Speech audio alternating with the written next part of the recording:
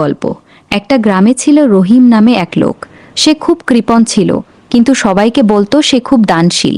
একদিন সে একটা গরু কিনল আর গ্রামের সবাইকে বলল, আমি এই গরুটা গরিবদের জন্য দান করছি।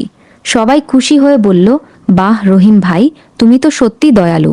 কিন্তু রহিম গরুটাকে নিজের বাড়িতেই রেখে দিল। পরের দিন সকালে গ্রামের একটা ছেলে এসে বলল, চাচা, গরুটা কোথায়?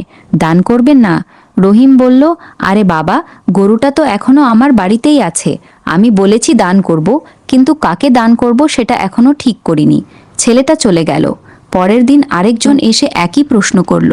রহিম বলল, আমি ঠিক করেছি গরুটা দান করব, কিন্তু আগে গরুটাকে মোটা তাজা করতে হবে, তাহলে দানটা বেশি মূল্যবান হবে। এভাবে প্রতিদিন নতুন নতুন অজুহাত দিয়ে রহিম গরুটাকে নিজের বাড়িতেই রেখে দিল।